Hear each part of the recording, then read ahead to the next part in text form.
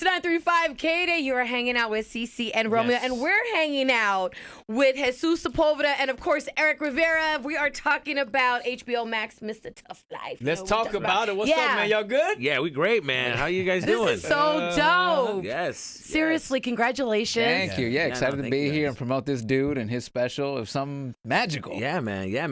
I was grateful to have him as a director. You know, he's also a comic and he had his own special and he wanted to direct somebody. So, and they said, "Do you want an Erik?" And I'm like, "Yeah, of course." So it was, it felt good. How did that happen? Like, you guys were kicking and was like, "Yo, we should come up with this special." How did this happen? No, so I got the call from HBO. So I did my special a couple years back, Super White, streaming now on HBO MAX. I'll give myself a little plug. That's there. right. Go ahead. Yes. I like that. And they reached out to me. They were, I'd shown some interest in directing, and I'd helped out with some of the other little specials. And they were like, "Who would you want to direct?" And Jesus was somebody I'd always seen in the scene. He was hustling, he was working, and I was like, I'd love to see if he's ready. Wait a minute, let me interrupt really quick. So were you guys friends, or you just saw him in the scene and just admired his hustle? We were acquaintences. Okay, got it. I'm just following the story, guys. It was going on from a distance. I got you. Yes. Because I like to keep people at bay. I don't let everybody into my life. I got to know what he's about first. Yeah. So you like his work ethic? You like what you saw? I like his work ethic. Energy. I thought he was funny. He just, he's a young dude in the game, and it was one of those things where I was like, if I come in and help him, I think we can get that special to where it needs to be, where it's just explosive and people go, "Who's that guy?" Gotcha. You know? Yeah. And I love it. Yes, exactly. Now, you started doing comedy at 15, super, super young. But back in those days, not like it's a long time ago, guys. Sorry, I don't want Jesus to make a joke out of me. But there wasn't social media like that, So you really had to hustle. How did you do that being so young and being Latino? Yeah, we didn't have social media, but we did have Google. I remember, we did. That came out, when I was at that age, it came out, and people said, "Why'd you start so young?" Because we were in a computer class, and then they said it was back in the day when there was maps. Oh, you can go and look up something. I was like, oh, cool. That was a big deal. Kids don't know that. That was a big deal. And then images, and you can type anything, and it'll come up. So then I typed in how to become a comedian. I read a little article and talked about comedians starting at a young age. A lot of them said, "I wish I would have started at a younger age." And I'm like, oh, then I'm starting at 15. That's it. Done. Yeah, okay. So then I looked up my nearest comedy club, and then I printed out the paper, and But wait, you were too young to get into these clubs, right? Yeah, I was. Yes. So that's funny. No one's ever asked me that. That's funny. Right. Actually, I'm looking at 15 in clubs. Okay. He's had that facial hair since the age of 5. Right. So he was just walking right in. Come on, baby. I'm Latino. You know what I mean? They thought that I was going through a divorce. This kid's been through himself. Look at his face. He's been through some trauma. Get your ass in it. So how did that even happen? Dude, I actually... How did you hustle that for real? I hustle. Latinos, you know how we do. An ID, that's not a problem. I can go to the Callejones. Yes. 6-3 Alvarado. Right, exactly. We all know which apartment to go to and knock on the door. Hey, easy. Okay, how old do you want to be? 25? Like, 18. Don't make it crazy. And I actually got a little fake ID for 18, and then he got me in and out, and then they didn't care. Those comedy clubs. Get your all right, get in here. So, but because I was 18, technically, they were like, you got to be in the corner. You can't be where the alcohol's at. And but yeah, man, I just started studying and studying. I would go on the weekends and just watch comics that were working. Right. Because the open mics was in the weekdays. And then I started getting comfortable. They started throwing me up. And yeah, man, the rest is history. I just kept going. What was that first moment like, the first time you went up for open mic? Oh, man, it was the worst fear of my life. I didn't feel my legs. You feel confident until you go up there. And then you're like, oh, no. The lights go up, they say your name, and it's just I felt numb. I felt like I was going to pass out. Oh, my God. But I went for it, and then I bombed. I bombed bad. Bombed bad. Really? But then I thought, well, at least nobody from school's here. But turns out my sister's best friend from school's right there. I'm like, why is he here? Of course he would be here. So you went back to school. He's like, hey, yo, I saw your brother, man. No, he looked at me too much. But that was time before video phone, so he could deny, that wasn't me. Exactly. I'm not 18. What are you talking about? That's exactly what I wasn't there. Yeah, right. Wow. I killed. Yeah, that's an awesome story, but, dude, it was scary. But then in that moment, I knew this is what I want to do. I was like, oh man, I've been here before. Yeah, but you wanted to do that. But how did you convince your parents? Because as Latinos, being a director, comedian, it's different from how we're raised or how they're raised, right? So it's something new to them, and it's something foreign to them. So did they embrace it right away, where they were like, I'm still trying to convince them. My dad, I'm sure I baby checks. Watch me on HBO Max, and that'll convince you. That don't Yes. matter. My mom still gives me like, mijo, you can still go back to school. Dude. What? I've been doing this for like 15 years now. This is it. Dude, my sister my just went God. back to school for like dental hygiene, and then my mom's like, "Ves, mijo, you can go back. It's right there, open arms, mijo. You can do it. Just walk right into that door. I'll pay for your first year, mijo." It's my mom on radio. You know, mija, you can go and work for the county of Riverside. I can get you in. Come on, there's always work at the post office too. We already know that. My dad wanted anything with a 401k. He's like, "No, you got a 401k. You got lazy. You made it. You made it." I'm like, dude. But So, yeah, it's Eric- hard. It is hard. Eric, I gotta ask you, being a director, a writer, comedian, actor, like, which one is your first love, or is that a hard answer? Stand-up comedy is always gonna be my first love. Like that's the thing I fell in love with. You know, like growing up, you know, watching John Leguizamo, you know, his one-man shows. That was Yeah. the first time seeing somebody of our culture Yes. up on And television. speak about our, you know what I Yeah. mean? Speak about our culture. You hear be him proud going of it. in and out of Spanish. You're like, oh, hold on, we can do this too. So stand-up's always gonna be my first love. Like I started back in college and been doing it 15 years. It's like And I love stand up for two things. One, because it does relieve a lot of stress, but also two, comedians are very, very smart. They know how to make you think through comedy. You know, there's a lot of, you know, specials that we've watched and we're like, wow, you've really, you know what I mean, reached us and made us think through comedy. Right. So I love that.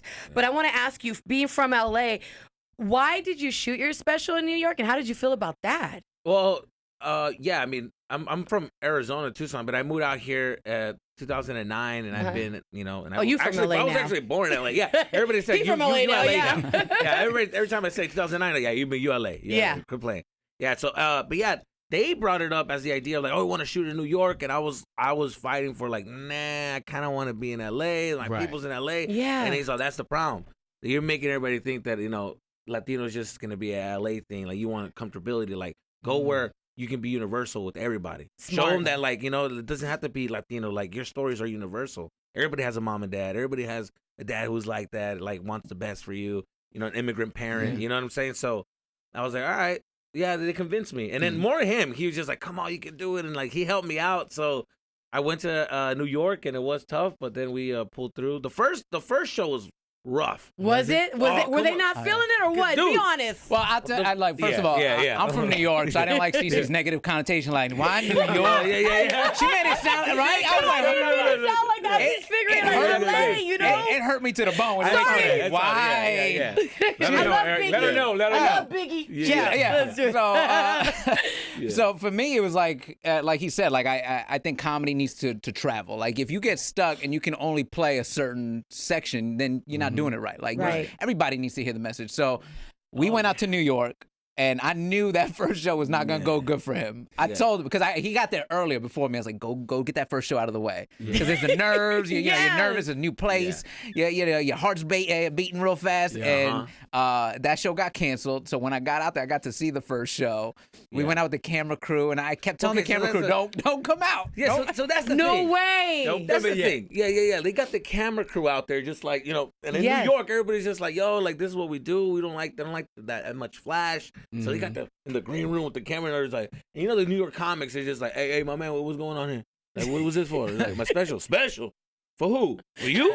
Oh, word. You got that? Yeah. Everybody's like, I bet. Yes. I bet. And then they said my name. Everybody from that green room goes out to see it. We'll see what he was all about. You know, we gotta watch our back out here. He's So I'm stressed out there, out. I'm And you know they dressing, sizing you up. sweating. You know they sizing you up on stage. And then I see my mom and dad right there because I brought them to New York. And I see Yes. them there, my girl and everybody. And it's not work. It's not clicking. I'm sweating. I see Eric's face go from this to like, yeah, man. I knew we had a problem. I knew we had a problem when the camera crew went like this. They said, Yeah. The guy went like this and he brought the camera down.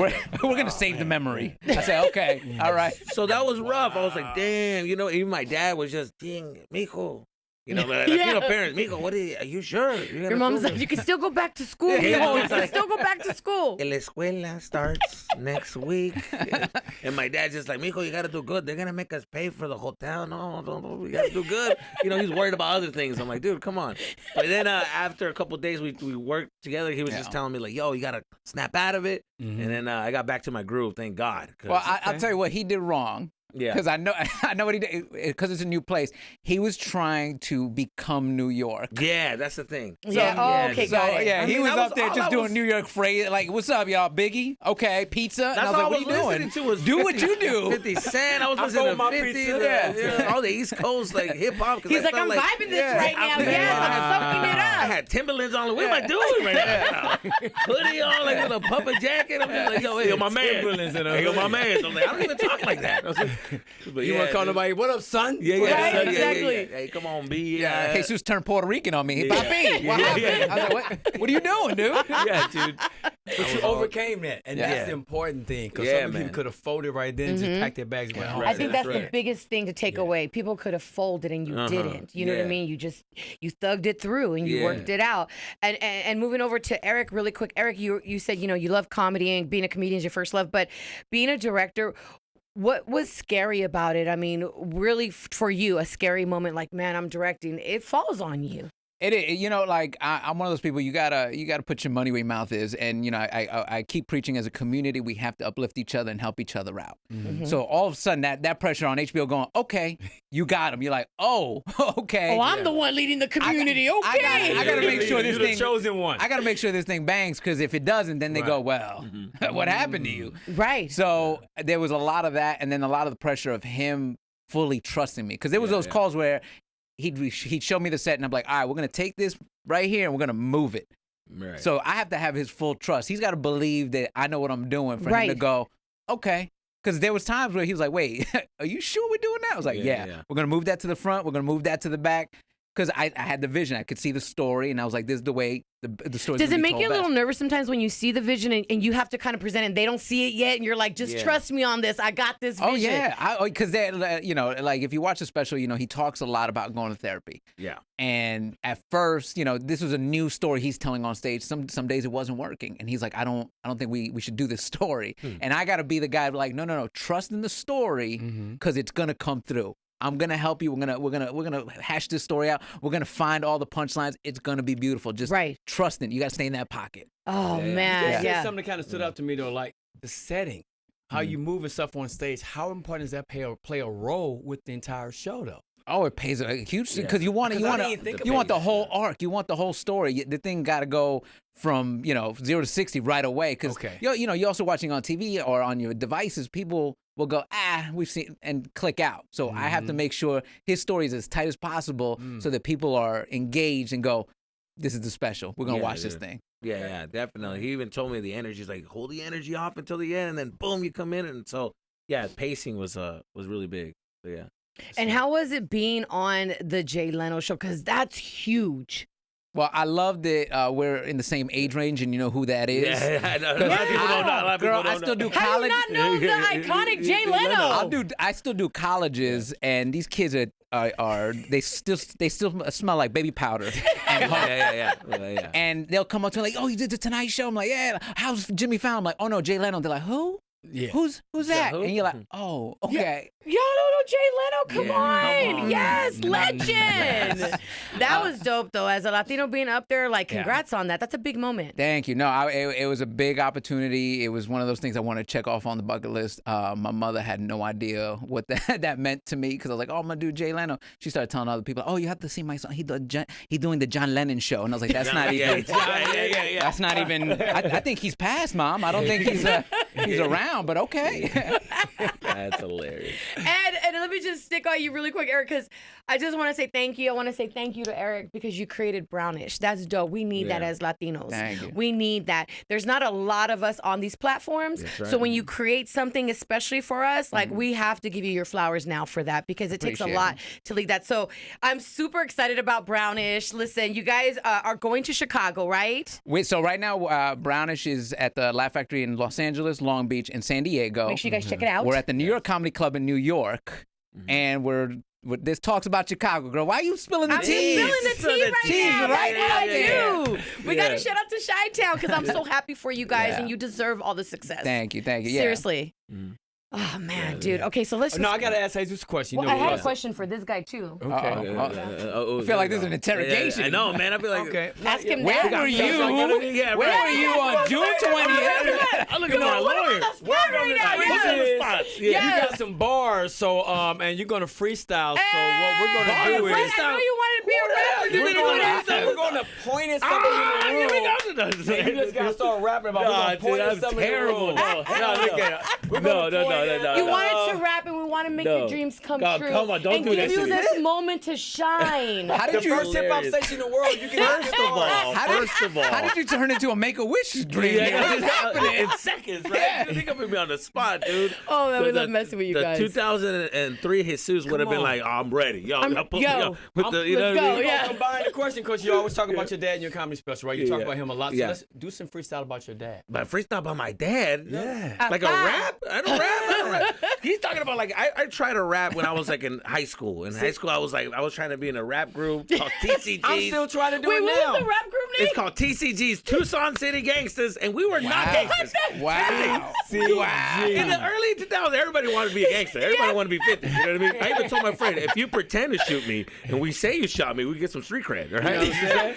So maybe if you shoot me with a BB gun or something, I need to get shot to drop He an said album. a BB gun. A BB gun or something. I just need to get shot somehow. But yeah, so you just trying to talk yourself out of freestyling. I think your That's what dad. you're I think your dad talked you out of being a rapper too, right? Oh, Wasn't for yeah? sure. Was He's not just feeling like, that. Hey, TC. What? My dad couldn't understand, like, you know, if when I spank you, you cry. What do you mean, a gangster? What are you talking about?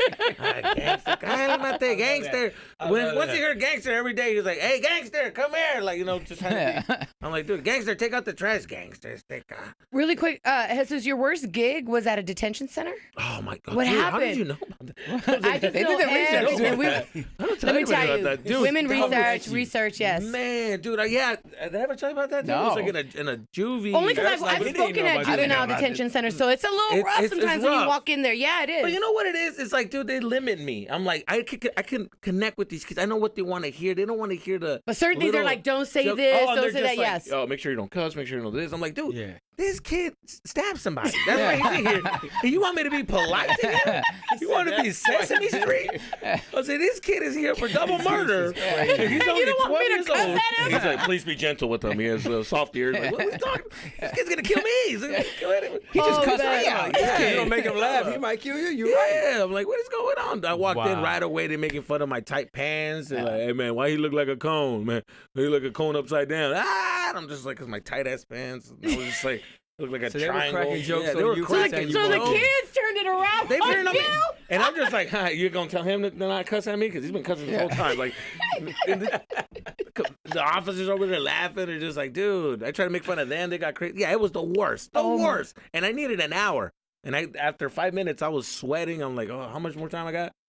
45 minutes? God damn. The clock was going super Wow. Super slow, yeah. Oh my And then I god. try to do the comedy club thing, dude, when you're just like, okay, so where you from? Type of thing. No, Did you not can't. work there. No, don't do it 'Cause there. They tell you, like, well, why you here for? And they're just like, yo, Right. I That killed my stepdad. And I'm like, word?